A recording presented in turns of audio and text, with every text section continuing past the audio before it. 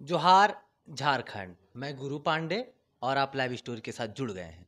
हजारीबाग का रामनवमी इंटरनेशनल रामनवमी है।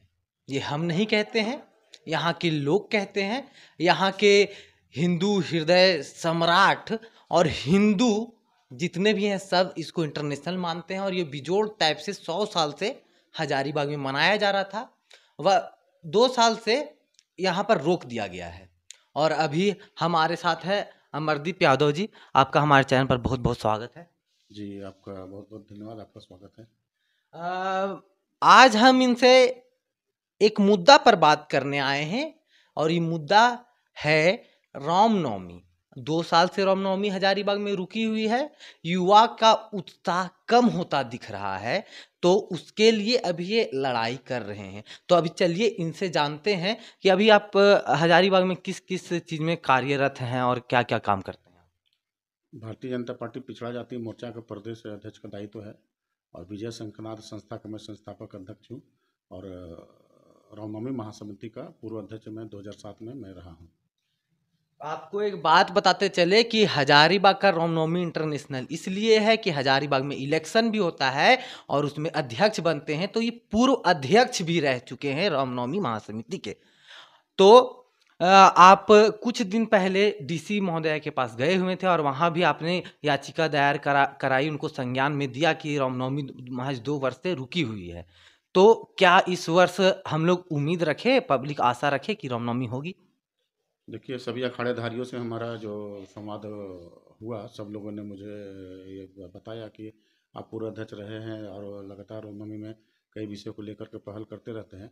तो मैंने सर्वप्रथम हजारीबाग में जब नए उपायुक्त का आगमन हुआ श्रीमती नैन्सी साहे जी का, तो पदभार ग्रहण करने के बाद सोमवार को जब वो अपने ऑफिस में बैठे तो सबसे पहला ज्ञापन विजय शंखनाथ संस्था ने दिया और विजय शंखनाथ संस्था ने प्रेस वार्ता का भी आयोजन किया।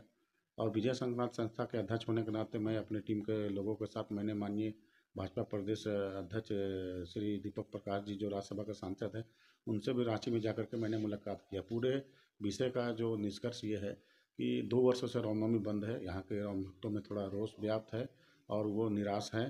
तो वो उनके इच्छा के अनुसार और खुद मैं रामनवमी में इन्वॉल्व बचपन से रहा हूँ, हमारे पूर्वज इसमें इन्वॉल्व रहे हैं। तो हजारीबाग की आत्मा है रामनवमी, इंटरनेशनल रामनवमी। तो रामनवमी का जो सभी कोरोना गाइडलाइन के मुताबिक जो है नाइट कर्फ्यू हटा दिया गया और school college university coaching centre सारे खोल दिए गए। और तो जुलूस पर प्रतिबंध अभी तक क्यों लगा हुआ है, जबकि राज्य का सबसे बड़ा अस्पताल रिम्स जो है कोरोना फ्री हो गया है। तो इन सभी विषय को लेकर के मैंने मांग किया कि जुलूस पर से प्रतिबंध हटाए, तभी मंगला जुलूस निकलेगा और सरहुल जुलूस निकलेगा और जो है रामनवमी का 9वीं 10वीं और एकादशी का जुलूस निकलेगा। उसके साथ हम लोगों ने 2 प्रमुख मांगे और रखा कि 100 साल हो गया हजारीबाग रामनवमी का इतिहास का, आज तक राजकीय महोत्सव का दर्जा प्राप्त नहीं है।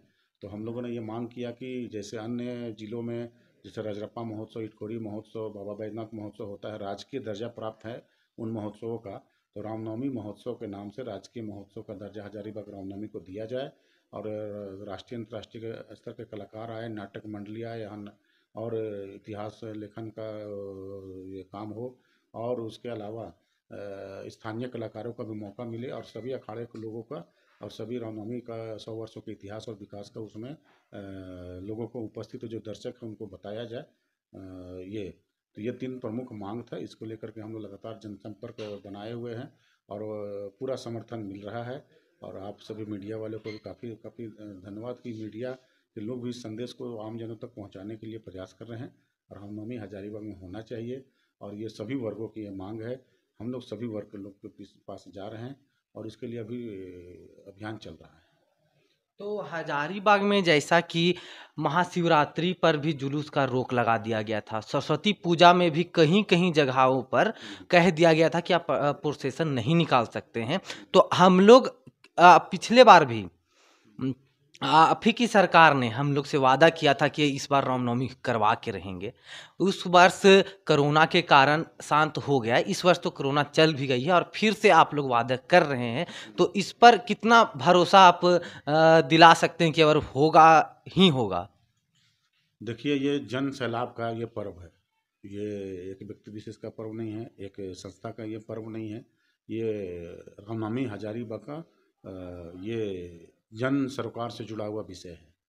हमारे पूर्व के सांसद श्री पूर्व में पिछले वर्ष जयंत सिन्हा जी पूर्व में सांसद हमारे वो रहे, या वर्तमान में भी सांसद है और केंद्र में मंत्री भी रहे।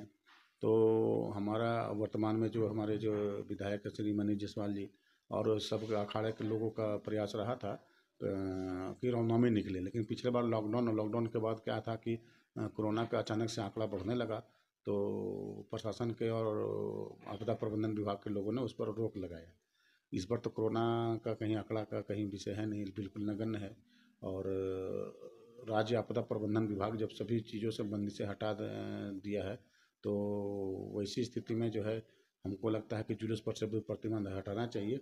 और इस विषय में ये आश्वासन मेरा नहीं है, मैं प्रयास हमारा है। मैं निकलवा दूंगा, मैं सरकार से ईंट से ईंट बजा दूंगा, ऐसा विषय को लेकर के समाज में मैं नहीं जा रहा हूँ। मैं सरकार को ये आग्रह करता हूँ, राज्य सरकार को, कि यह संवेदनशील विषय है। हजारीबाग की रामनवमी एक एक लोगों के दिल में जुड़े हुए विषय है, और जब सभी निर्णय लिए जा चुके हैं तो ऐसा पक्षपात न करे, जुलूस पर से प्रतिबंध हटाए। और अन्य सभा भी लोग कर ही रहे हैं, बैठकें भी लोग कर ही रहे हैं।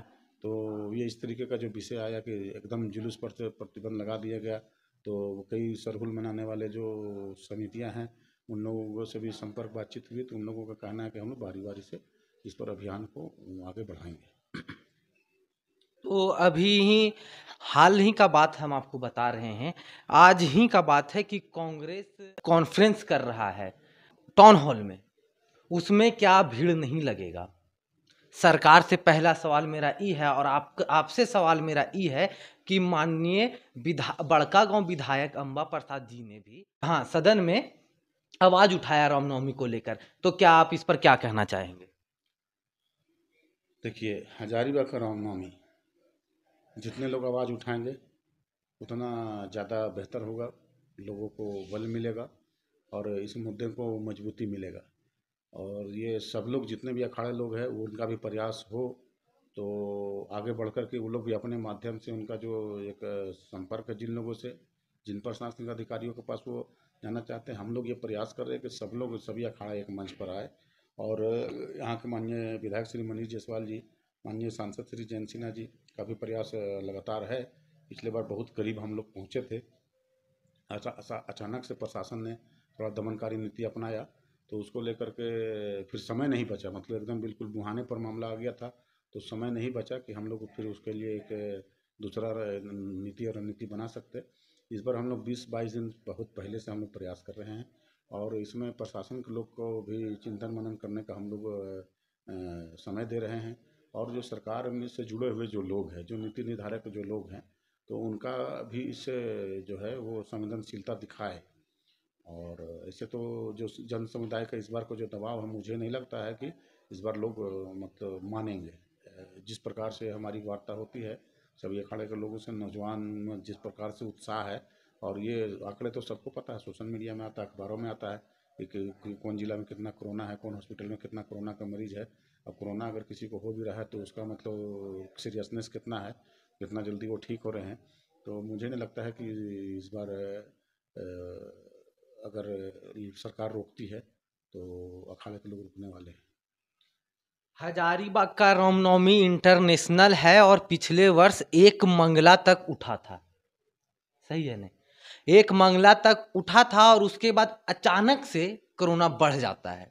बात को समझने का कोशिश कीजिएगा कि हिंदुओं के मतलब जो यहाँ के नवयुवक, हिंदू नवयुवक हैं, वो रामनवमी के लिए अपना जान मारते हैं। मतलब उनको प्राण से प्रिय यहाँ का रामनवमी है, और यहाँ का रामनवमी इंटरनेशनल है। और उस पर ये जो तरह तरह का राजनीति है, उस राजनीति से हटा के यहाँ के संस्कृति को जिंदा रखने का प्रयास करते हुए अमरदीप यादव जी के साथ मैं गुरु पांडे, लाइफ स्टोरी के लिए। जय हिंद।